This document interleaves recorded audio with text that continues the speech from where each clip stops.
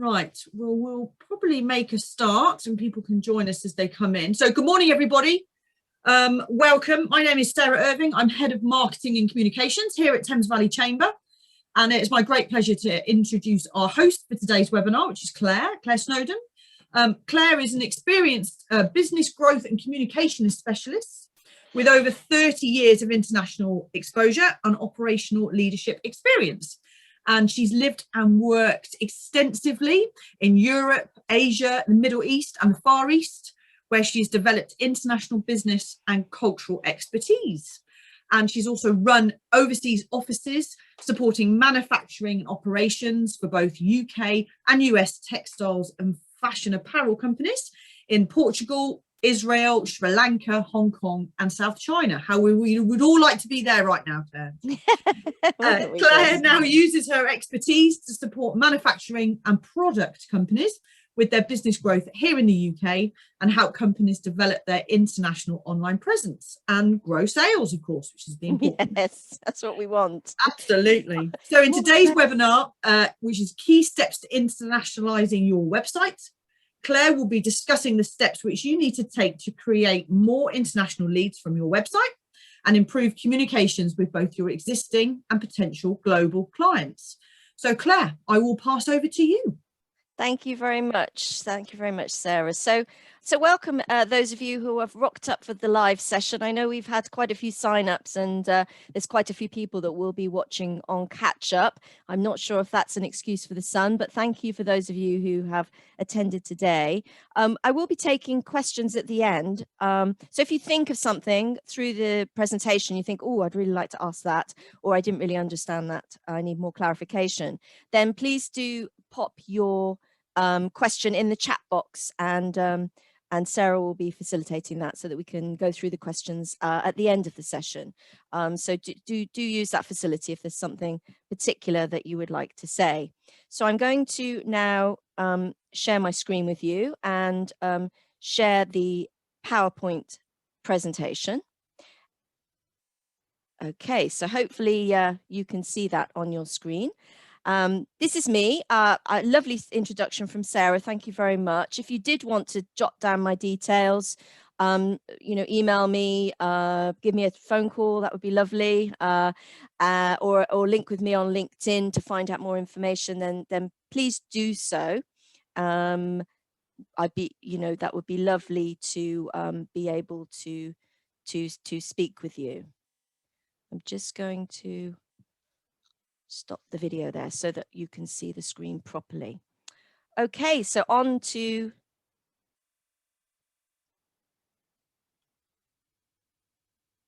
it would be good if this was working, but it's not. Okay, there we go. So key steps to internationalizing your website. So why is international good for business? A little bit of scene setting here. So over the past year, which has been a very interesting time, I know, for everybody, the way we do business has changed significantly, and many businesses have been forced to open up to home and flexible new ways of working. And many are seizing the opportunity to do things differently and to maximize technology in particular. Recent statistics show that for the start of 2021, the number of people buying online is at nearly 30% of the total 7.74 billion of the world population. So there's big numbers out there that are online looking to purchase. And 60% of these internet users of the population is growing. That number is growing daily. So your company's website, your online presence is the gateway to your business, allowing your company to increase international visibility, attract new leads and customers, as well as to facilitate consumer research into your products and services. So by embracing digital tools and building a strong online presence, companies are more likely to stay in business longer and achieve greater growth rates by working against the working solely offline. So when looking to increase export revenue, a well-constructed and internationalized site is fundamental to build relationships with both potential and new customers and search engines in the different locations that you're looking to do businesses. So where do you start? Well, in today's webinar, I will be sharing with you the ways to develop your web strategy, key steps to help you create, develop, or refine your plan, and some top internationalization features that you must include. Steps that you can take to make your website more effective in your chosen international market or markets. An internationalized website highlights your company's willingness to and ability to trade, and the website sits at the heart of everything you do. So in case you were in two minds about whether it is a good idea to develop an international website, here are some compelling statistics that you might not be aware of that support internationalizing your online presence and communication. And today's session is specifically about your website. So there's a lot of research out there at the moment that the big growth is coming from what they call capital light approach to international trade. That is companies that are able to use the wonderful world of online, the World Wide Web, to present their wares to the world. And this is proving to be the most rapid and most cost effective for the companies process for international growth. Also interesting to note that the UK is one of the most advanced e-commerce markets in the world, and that 70% of online searches are not in English. And that's a shout out there for translation and the fact that we need to be talking the language, both figuratively and literally, of our potential customers. And I know we have a couple of translation companies that signed up today for the presentation. Customers are 4 times more likely to buy from a website in their own language. Visitors stay twice as long if a website's in their own language, and 90% of European internet users visit local language websites only. So web savvy SMEs are bringing in double revenue from their exports. So if you didn't, think that it was a good idea, what perhaps you did because you've come on today's webinar, but here are some compelling stats as to why it makes good business sense for you to increase your sales through international growth. In addition to those stats, we've got the breakdown of internet users. And again, these might be familiar to you, but they might not be. So there's some large markets out there in terms of internet use for those of us who are wanting to present to a global front. And you might be surprised about Indonesia ranking so high, for example, or Japan. I know that we've got the new Japan free trade agreement that's come online. So it may be that part of your export strategy is about looking at where the people are most active online, if that's the type of product or service that you're trying to offer. And also here are the stats, specifically the breakdown of the languages on the internet in millions of users. So even though English is at the top, I'll be talking a little bit later about the fact that it's not quite as straightforward as you might think. Oh, well, I can just have my website out there in English and everybody's going to be able to find it and then understand what I'm saying. Not the point, certainly not the point. So I'll be talking about that a little bit later on. But some of the other languages might be a surprise to you that, for example, Arabic and Portuguese rank so high on the stats there. So something to think about again when you are looking at developing your international website. So for the purposes of today's webinar, I'm going to assume, which is something I was always told you should never do, Claire, that you've already defined your export strategy. Might not be the case, but today's session is about internationalizing your website. So it's not about developing an export strategy. But if you did want to talk to me about that at a later date, please do get in touch. But today I would just say that some of the things to think about if you are relooking or looking for the first time at your export strategy, how are you going to engage with those international customers? What products and services are you going to market and sell? It might not be your whole range. Quite good to start with a niche or a collection of products or services. And what markets and sectors are you going to focus on? and looking at how you're going to deliver your service or product. Are you going to work through distributors, agents, or sell directly? And I know we have a number of companies on today's webinar who are currently running e-commerce sites. So of course, e-commerce being one way to get directly to your international potential clients. If you've not done your export strategy and you're looking for some quick tips on what to look for or what to include, here's my top 5. First of all, pick a market or location where you have experience or someone in your team has experience. However limited that might be, it's certainly better than starting from a zero platform. Perhaps look at your own personal or in-house language skills or language skills of those around you that you might be able to utilize. Look back at past service or product deliveries and see where you've perhaps delivered in the past.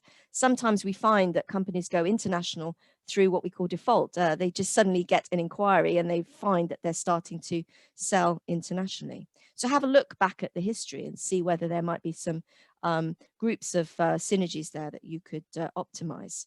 And then the 5th quick tip is to check if certain trade rules or requirements in a particular country will support your business model and not be too complex for you to start your exporting journey. And that's where the Thames Valley Chamber of Commerce and other organizations are there to support you to really clarify and understand what those limitations or expectations in different markets might be. So we're suggesting that you're clear that you want to go international, you've started to develop your export plan, and then we're talking about your visibility online. So do you know, are you really visible on the international web? I work with a lot of companies, and when I start working with them, they say 2 things which I find quite interesting. One is, well, we're on the internet, so of course we can be found by everybody. And the second thing they say is, yes, we want to sell to everywhere. Or globally, and that's quite a big task. So what I would say is that have you considered the fact that not all countries, for example, are on the same search engines? And I'll be touching that a little bit later as well. But you can see that here's a quick top search engine map showing that actually Google does not dominate all of the world in terms of search engines, which has an impact upon the type of work that you might be doing, not only in your website build, but also in your search engine optimization, which we'll touch on a little bit later. So let's say you think you're visible, but you're not sure. Well, how might you be able to go about checking? Perhaps you've got a potential client in Germany, for example, or you want to do business in Germany and you're wondering whether you've had an inquiry perhaps, and you're wondering whether you've got any kind of activity coming to your website from Germany. Well, one of the things you can do is you can review international searches by using an incognito or a private search engine. This gives you a more accurate picture of the international search engines searches for keywords. It's a way for you to be able to search without your settings and your IP detection, etc., on your system, showing the search where you're coming from and serving up relevant information. So this is like a blind search. And you can see at the top right, this is the indicator that this is an incognito search using Google that I've given here, showing on the screen. What you can do in the bottom right hand corner in the settings is you can change the settings. So for example, you might want to be doing a search on Google for Germany. So you can change your settings down at the bottom for country and or language, so that you can have specific searches to then see whether your keyword or your company name or whatever it is you think might be what people might search for you and your products and services. You can do a search and you can see how that might be going. And I've done it myself on a couple of things we've done in the past where I've gone and checked, and there's no visibility at all. I suspect that you may do some searches and find, oh, well, we just don't figure in the German Google, which is an indication that what I alluded to earlier, that you aren't found just because you were on the World Wide Web. There are certain things you have to do to internationalize your website to ensure that the search engines and the people that are doing the search can find you, and that the search engine serves up your information. So something to consider, and you can do this as an exercise as part of your export strategy. So I mentioned that Google's not, or you saw on the map that Google isn't the #1 search engine in all locations of the world, but I just did want to share with you that the majority of the search engine share is taken up by Google, and here's the stats from StatsCounter to show that. You can see that Google's, you know, close to the top of the percentage use. But when we get to the other locations, for example, China, you will see that it's quite small on the print, but I'll just share with you that top purple line is a search engine called Baidu. So in China, the key market search engine share is held by Baidu quite significantly, with Google coming into second place. And then in Russia, we see that Yandex, that's the bluey purpley line below the red Google line, we see that Yandex has almost as big a share as Google when it comes to selling online. So why am I sharing this with you? Well, it's partly to help you to understand that if you are wanting your website to be found in these locations, not only will you have to have the structure and the content that serves that particular location, but it also you need to be aware of the search engine settings, and that you might need to be doing search engine optimization for different search engines, not just for Google. So we've decided on our export strategy. We've understood that to internationalize, we need to do certain different things than we've been doing for our UK website. But one of the things, and one of the key points that we always start with in terms of the marketing principles, what is it we're actually trying to achieve, and what is it that we need to keep in mind when we are marketing ourselves online? And we work with 3 key international online marketing principles. People buy from people they trust, put yourself in your customer's shoes, and think global, act local. So I'm going to explain what I mean by those 3 principles. The first one, people buy from people that they trust. So when marketing online, we need to take into account both people and search engines. When it comes to Google, amongst other indicators, they use trust rank for their website ranking. And the higher your trust rank, the higher the ranking of your site. Trust rank factors include things like quality and number of backlinks, the page ranking, the consistency, the domain age, the sitemap on your site, the privacy and policies that you have, and your content on your About Us page. Search engines are in it for the long game, and online they are your first and most important customer. They're the gateway to these international people that you want to buy from you, and their reputations are fiercely protected. So your website needs to earn its place and prove its worth with them if you're going to reach those new potential customers. When it comes to people, the first principle refers to whether your company's online presence, and specifically your website, is ensuring that a visitor can feel confident about your company and what you're selling, and that you have a clear customer service approach. So when it comes to building trust, what puts you off and what ultimately erodes your trust when you're looking at a website? And I've over the years collected my top hit list, things like lack of call to action, poor design, broken links, unclear navigation, slow to load, it's not mobile friendly, I'm using maybe an iPhone to check, lack of reviews, I want some case studies, they've got some misspellings, the site's not secure, maybe the images are quite poor, perhaps it's quite old and the content's quite old. So when thinking about these trust indicators, how might your company and your current website rank? Have you or anyone in your business checked your current website? Have you done a health check on what it might look like for a customer when they come to visit your website? And does it reflect your capability and your competence? So, on that note, perhaps you've been thinking, oh my goodness, yes, I know some of you have not got a website yet. I think it's maybe a work in progress. Some of you have got some very mature websites, and some of you have got some international on your website already, but a vast majority of you have got none whatsoever. So what I'm going to do quickly is run a poll. We're very interested to know what erodes your trust when you are checking a website. And I think Sarah's going to bring the poll up for us. So you basically are going to have, the poll is asking the question, what's the number one thing that puts you off and erodes your trust when you're looking at a website? And then the poll will give you the choices. Now you might immediately, you should choose only one, by the way. You might immediately think, oh, I particularly like number 2, for example, or you might have something that really gets on your nerves and erodes your trust that's not in the list. So please just click the other if that's the case.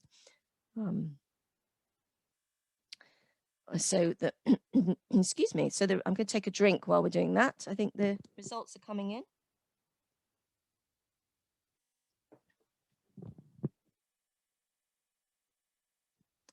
Oh, that's very interesting. So in top place is broken links, followed by poor design, then slow to load, and then not being mobile responsive. So if you did nothing after today's webinar, apart from just check these 4 top things on your current website, is your current website slow at loading? Does it have broken links? Is it mobile responsive? That would be, a step forward for sure to help with internationalizing your site. Okay, going to end the polling now.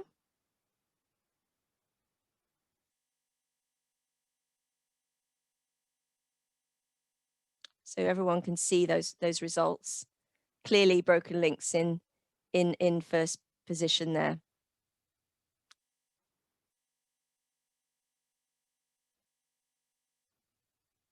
So I mentioned the principles, the 3 principles, online marketing. So the second one is put yourself in your customer's shoes. I love shoes, by the way. Shoes is takes a lot of my money. So any good shoe companies that are presenting them well online will certainly get my money. But in the case of this particular example, I'm talking more figuratively than literally. So are you clear on your customer profile? Do you really understand? Have you put yourself in their shoes? And do you show them how much you care about them? Do you speak their language?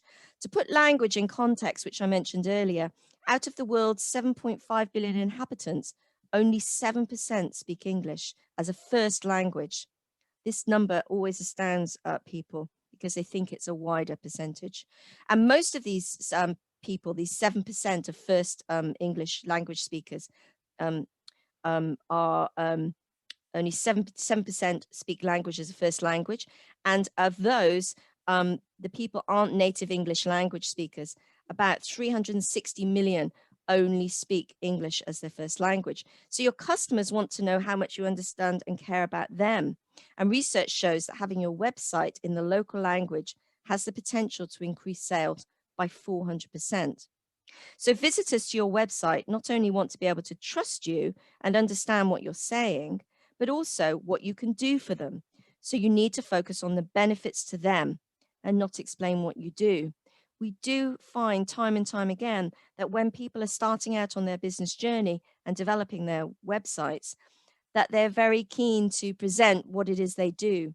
But actually, the websites that serve businesses well are websites that show what the benefits are to the potential customer or client. Research shows that you have less than 1.7 seconds to capture a visitor's attention before they leave your website. And they'll normally have 2 key questions that need to be answered to be able to stay and then follow a call to action on your site. The first is this page relevant? Have you got what I want? And the second is, do I trust this site? So again, when you're perhaps doing a health check on your website or reviewing your export plan and your international online strategy, these are some of the areas that you can look at to give you a head start as to what you're currently projecting. If you have a website at the moment, what you're currently projecting to potential customers. And what does your website show to both your local and your international visitors? And do you have what they want?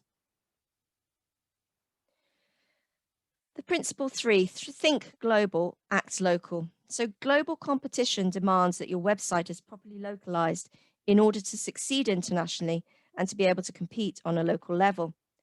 Successful international businesses understand that a one-size-fits-all approach doesn't work when delivering products and services across different markets.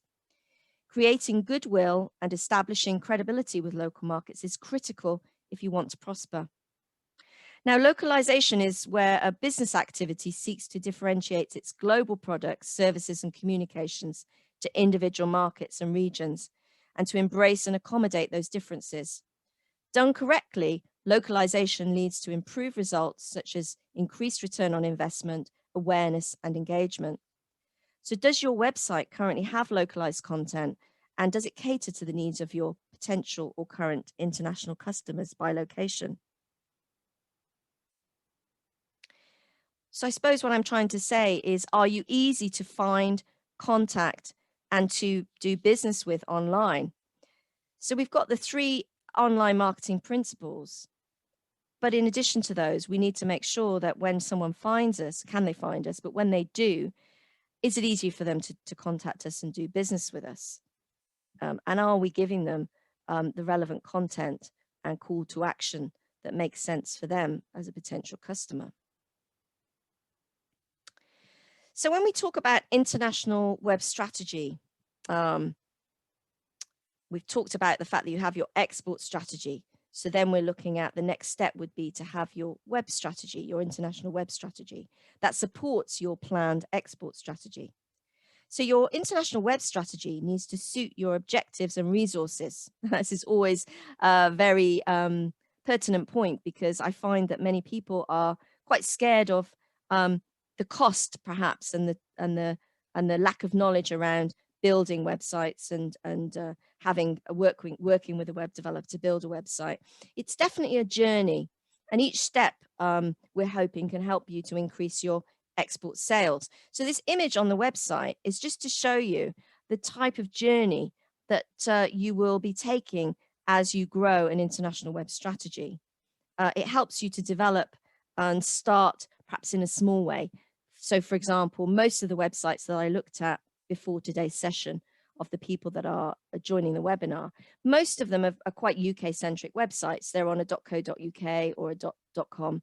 They're clearly UK-centric in UK English, and in some cases they're optimized for the UK market, and in other cases they weren't. But once you've got your UK website working for you and you're looking to go global or international, the next step you take might be to just start by adding international pages, or just to start to tell people that you are working internationally. You then move through into starting to localize and perhaps look at translations, adding language content and specific content for different markets, which then moves you into your local part of localization, which is where you have a dedicated local website, perhaps on a local domain with local content and links. Your products are localized, you have a returns policy if you're dealing in products, etc., etc. So this is the growth. So some of the larger international businesses will already be in this local area of their international web strategy. But many of you may be just starting out. So later on, I'll be showing you some examples of this journey, what it is to start to become an international website and then move through the growth and the strategy that moves you forward into becoming totally local. So we got our international strategy. This is a starting point. And I've put together a quick checklist because I found that I use a lot of language and terminology sometimes, and it's difficult for people to follow. So these are our top tips about things you might want to look at in terms of your strategy. The first one is to secure a .com or a generic, what they call a generic top-level domain, which is a .com, a .org, a .global, etc. Why? Because if you are on currently a .co.uk website, that means it's geo-targeted to the UK in terms of location, which will make it very difficult in terms of search for you to add any kind of international SEO, any kind of international activity. Makes it much easier if you've got a generic top-level domain to be able to do that. Now, if you don't have one, you could always secure a .com or what's available out there, and you could just use that to complement your current uk.co.uk that you might currently have. I mentioned that a lot of companies that we work with, they start their journey by just adding an international section.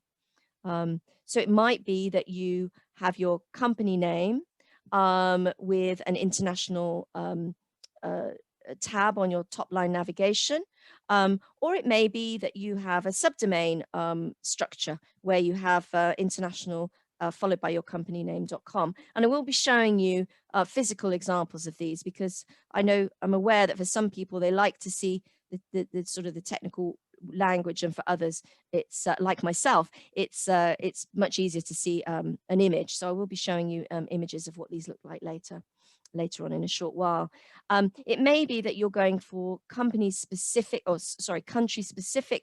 pages where you might have a subdirectory or a subdomain of your .com or your generic top-level domain, or it might be that you're looking to go to language-specific pages, or it may be that you're already ready, you've got your return on investment, you know that a particular location is the one that you want to go for. So you might go directly into a local country code domain.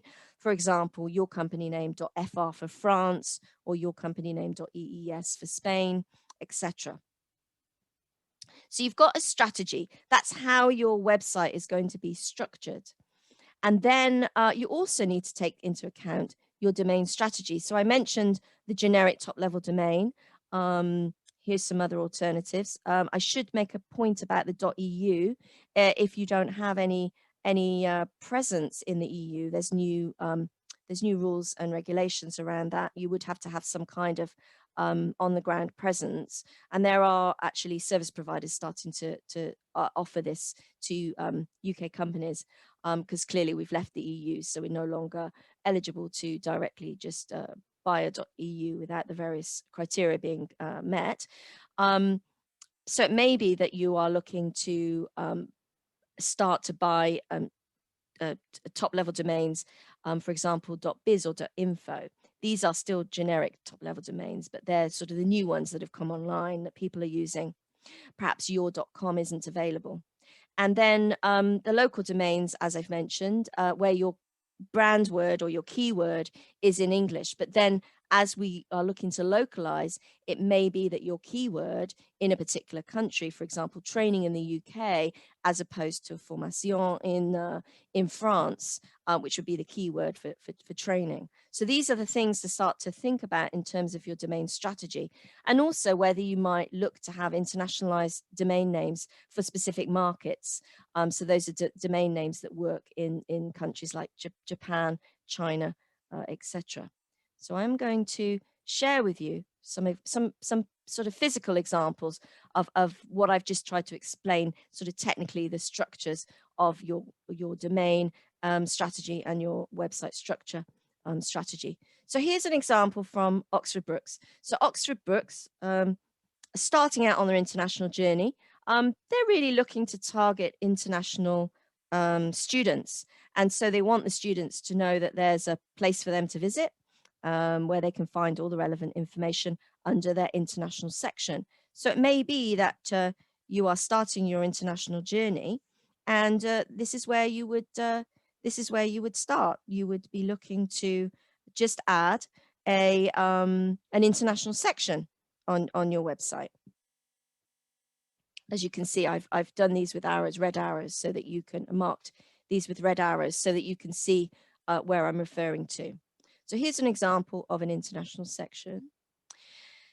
Here's an example of a directory structure. So I mentioned earlier, so you've got, in this case, techequipment.com, who have created a directory structure. And in this case, I'm showing you the German site, but they're also using navigation using country flags. So for those who come to the site or are directed to the site, like myself, might be directed to the UK part of the site, the UK English, I can then choose if I perhaps want to look at the Spanish site, etc., by using the drop down menu. So it might be that you're wanting to go straight into this kind of structure where people can have dedicated pages for their particular language or their particular country, and you can also give them a navigation that makes it easy for them to navigate and find the country and language that is working for them. So the next one is, I mentioned to you before, a subdomain structure. So here's a language company, Duolingo, and you'll see that the .fr or the FR comes before the company name. So this is a subdomain structure. And again, this company is using drop-down menu. If I was to click on the down arrow next to Française, I would see that there are other languages that I can choose from, and they're also represented at the bottom using flags. So this is a structure that you can go for, and also some navigation that might work for you and your business. Here is, this is for Visit Melbourne. This is the Visit Melbourne website. And I just wanted to show to you that you could just go for a language website where you've got pages or a page or pages for different languages to visit. And you can utilize a drop-down menu to show the languages.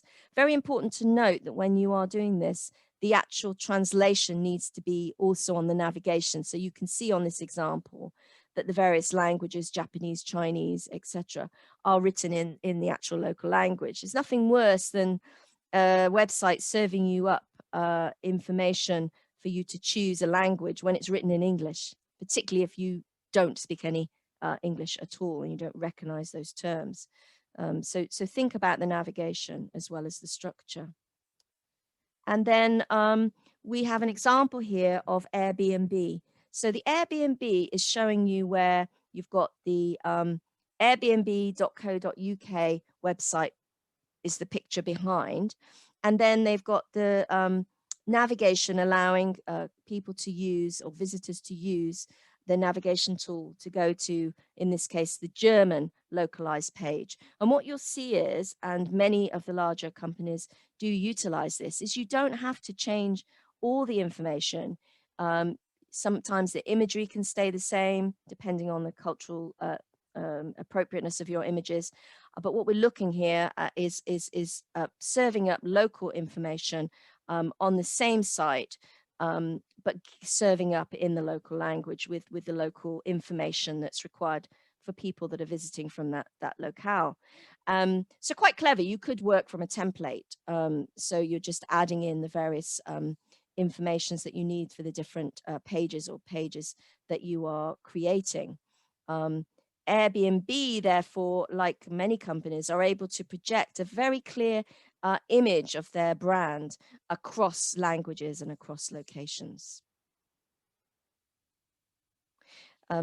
This is quite interesting as well. They give you the choice of both choosing language and region, so you can interchange this and choose the drop-down menus to choose what it is. Makes it very easy for the customer or the potential customer, the visitor to the site, to be able to navigate, which is very important.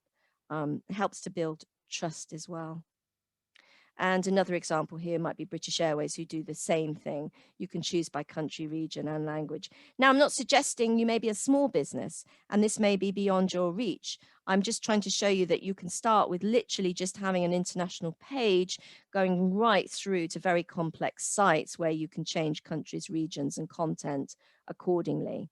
And it will link to the potential return investment on the return on investment for you, and the budget and the time restraints that you have, which are key to your business's bottom line.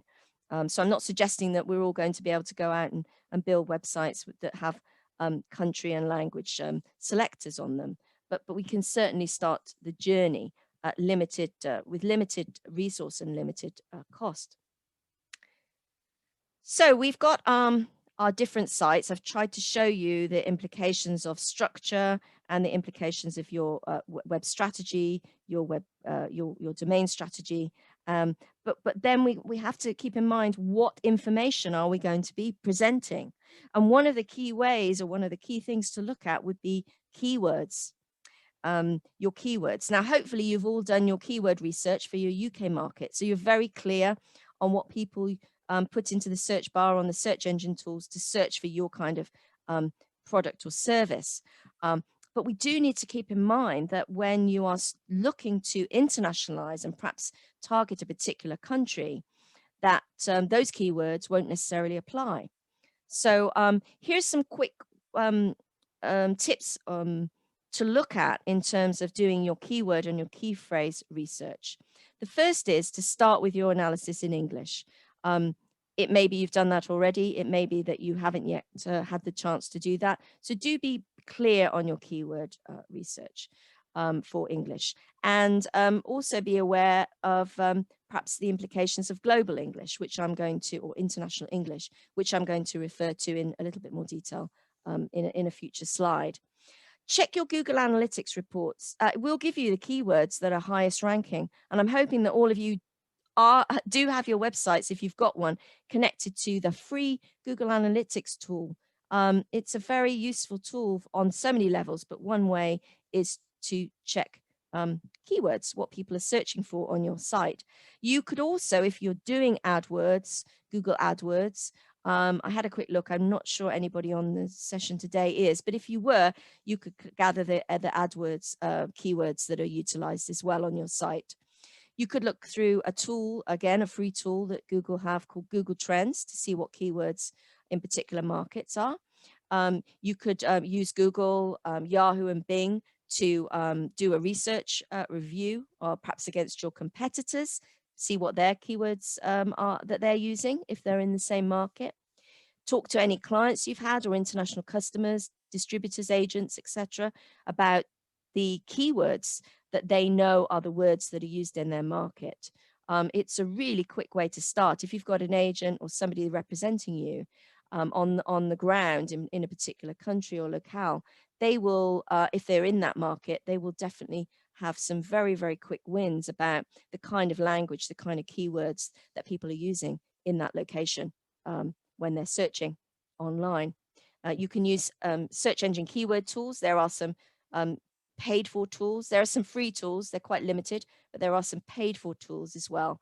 And listen to your customers. Your customers are using the language that that works for them.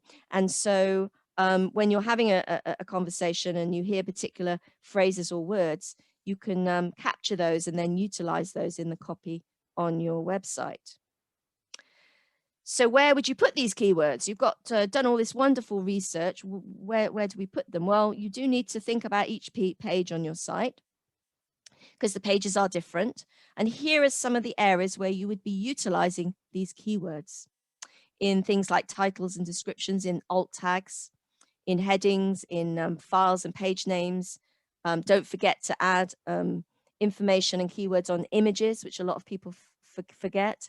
It might be that you've got some PDFs or media files on your website. Clearly add it into your website copy. Any terms, glossaries, FAQs, into your sitemap, any navigation if you have it, and in any navigation tabs. So there's lots of places you can utilize these keywords, and these will help with search engine optimization. That is, help these search engines to serve up your information to the relevant customers and clients, potential customers, when they do a relevant search in a search engine. So do the research, utilize the keywords when you find them. And then one other tip about internationalization is around the call to action, the world of call to action. Those of you who are marketing experts, we have a few marketing specialists online. who've signed up for the webinar. For those of you who have been selling for a long time, and perhaps your work is around sales, you're a business development person, you'll clearly know that it's important to have a call to action on everything you do, whether that's a meeting you have with a potential client, whether that's the end of a phone call, whether that's email communication. It applies as well on websites. That is to make sure that you have a clear call to action. And here's just a very short preview of some calls to action that are quite common. Some of them apply to e-commerce. Some of them apply to things like newsletters and blogs, how to call us, email us, connect with us on our social media, etc., etc. So there's many that you can utilize, and these can be very, very powerful in helping not only to engage the person visiting your website, but for them to actually do something so that you can either capture their information or so they contact you. It gives the person that's visiting your site something to do to get to where they want to in terms of buying your product or service. But I must add a note of caution to beware that there are calls to actions that will apply and not apply in various locations. So it may be that your export strategy is focusing on a particular market where there's a very clear call to action that is the key one for that location and also that sector that you are selling your product or service to. So just be aware that, yes, it's good to have the call to action. Everything needs a call to action so that something happens, that you don't just have visitors coming to your website and then leaving and nothing happening, but also that it must be the right one for that particular location. So basically localize your call to action. So I mentioned as I was going through a couple of times SEO or search engine optimization. This is how to ensure that the search engines like your website and serve it up when a potential customer does a search in the toolbar on their search engine, i.e. Google. So here's some tips. We've taken this from SEMrush. It's a very good company in terms of SEO. They have some very good tools for you to use. Some free tools as well, which are quite useful, but also some paid tools. But here's their SEO tips for 2021. And there may be some new ones on here. If you're aware of SEO, you may already know these, or that there may be some new ones which you're not aware of, or you may have never come across SEO, and this is the first time you're even thinking about what might be a good thing in terms of your website presence and serving up in search engines. So artificial intelligence is taking a greater role in terms of the search engines, how they're crawling the sites, etc. Voice search is starting to impact search inquiries. So it may be that in your particular sector, that voice search is leading the way, and it may be therefore that you need to think about that. In terms of mobile friendly, it was one of our top things for what erodes trust if a website isn't mobile friendly. It used to be that it was it was a nice to have, but now it's critical. You will be potentially not doing well with your search engine if you don't have a mobile friendly site. And it makes sense as more and more of us go online using other devices. We're finding more and more that the numbers of people coming and entering your website from a mobile device is the numbers are only going up. And some sectors it's higher than others as well. So you can actually check that on your website. Google Analytics report, it will show you how many people are coming to your site from different types of devices.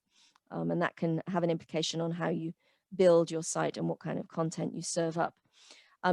Content fulfills, you need to ensure that the content fulfills, in the case of Google, their EAT principle. Well, their EAT principle is that you need to show that you have expertise, you have authority in your sector, and that you're trustworthy. There again, that trustworthiness is showing in Google's requirements for the type of content they want to be served up through their search engine.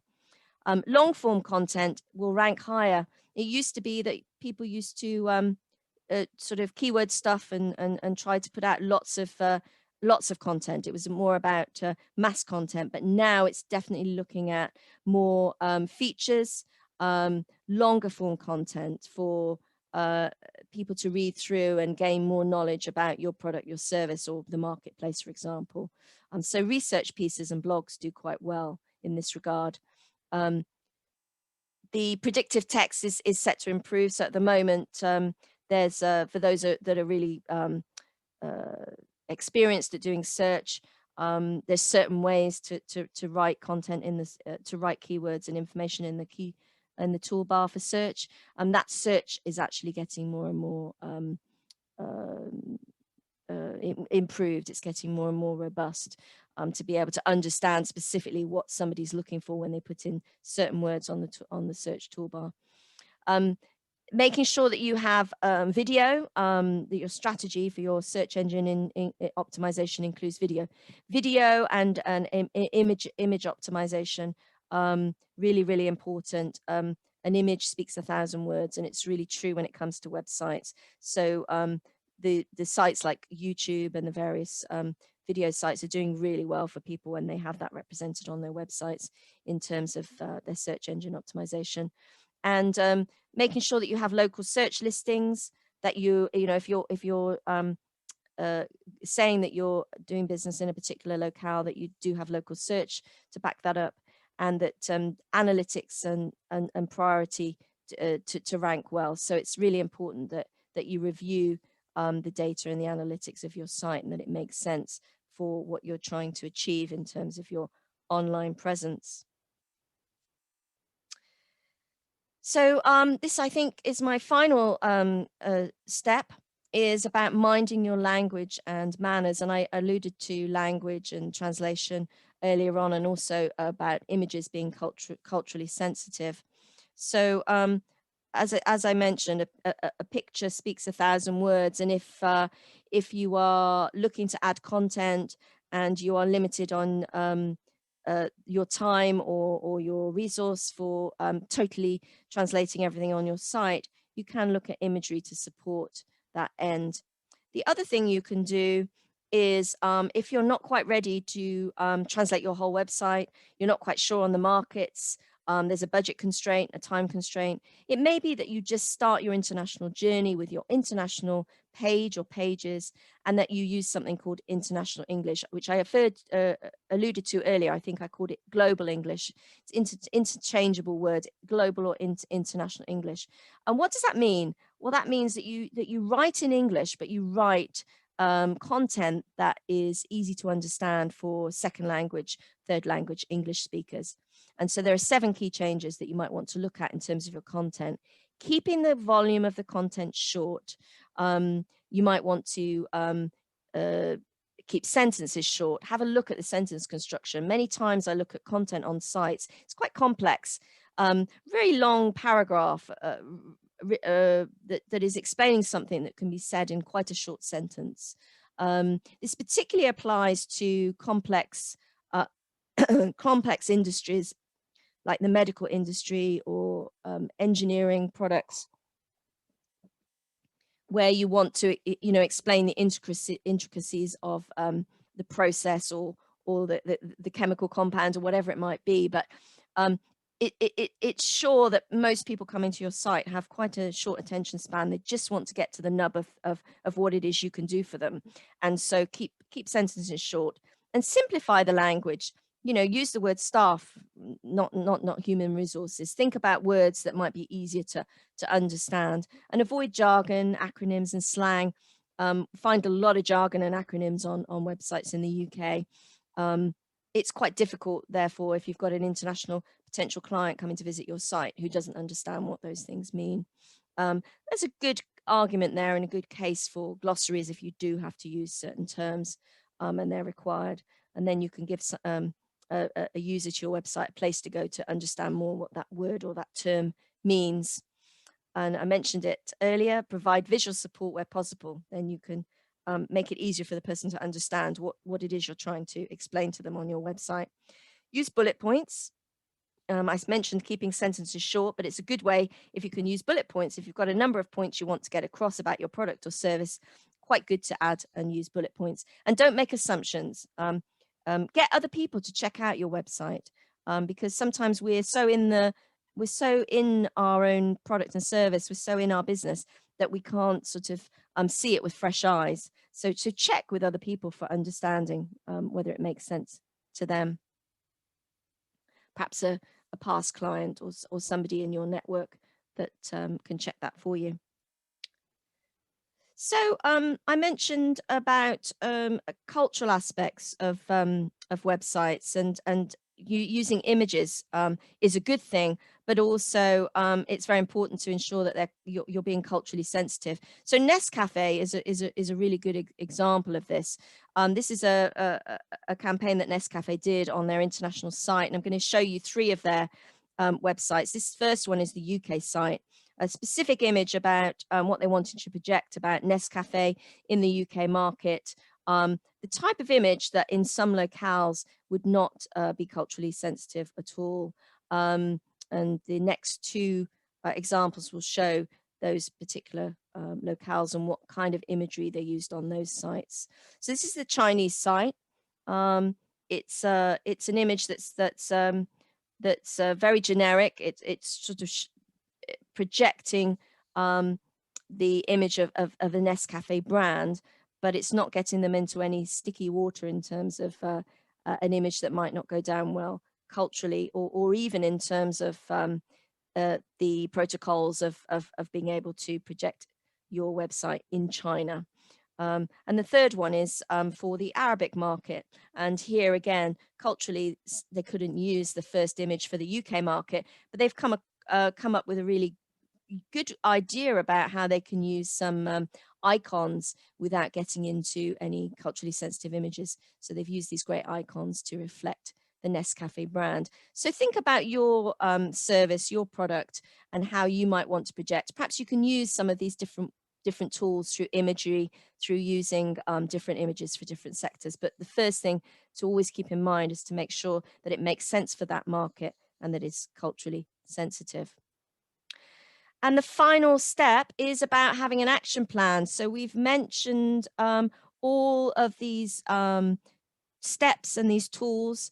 Now is the time to put them in place. I always find that it's good to write down my plan, to prioritize actions and to take small chunks, because what I've presented today is quite a big project. But if you break it down into smaller chunks and take one step at a time, perhaps add an international section to start with, etc. Allocate the relevant budget, have a look, what's this going to cost me in terms of time and return on investment? Is it worth my while? And determine who you're going to have doing these roles. If you're a one-man band, it might be that you're doing it all yourself, so you're limited on time and resource. It may be that you have some in-house support that can help you, or it may be that you are looking to outsource.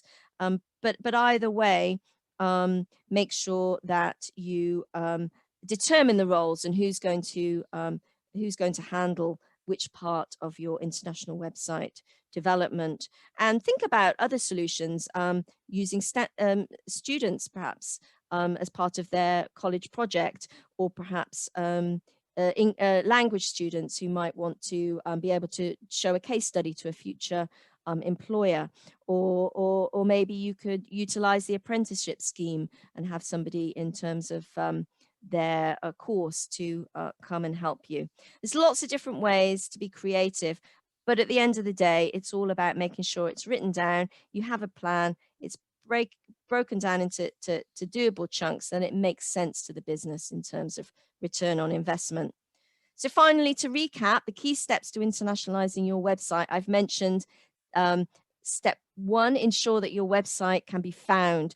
That's understanding the structure, the search engine optimizations, the search engine's requirements, making sure that your website is served up to your potential future clients. Number 2, develop trust with both your visitors and the search engines. So it's about what your visitor sees when they come to your website, but also, is the search engine happy to serve up your content at the top, perhaps on page 1 or the top of page 1, which is where you want to be, because if you're on page 2 or 3, most people are passing you by. Put yourself in your customer's shoes. Are you really, really clear on what it is your customer wants? And are you projecting that you have and you understand their wants and needs, not telling them what it is you do? Step 4, think global. That's where we're thinking about what kind of content, what kind of structure we have on our website so that our service or product gets served up in the right location to the right people that might be doing a search. And then finally, mind your language and your manners. Make sure that your content is localized, if it can be translated, and also that you have culturally sensitive language and imagery and video on your site. And finally, to wrap it all up, put it all together in a nice plan and work through as and when you have the time and the resource. But I would say do it sooner rather than later. That market there, that big market that I shared at the beginning is large, and it's waiting for your wonderful product and service. I am aware that we had some e-commerce people on the site today, so we didn't touch on e-commerce specific, but many of these same activities apply, even though at the end of the day, you've got people being directed to a shopping cart, hopefully buying your product. If you have any specific questions, please do come back to me.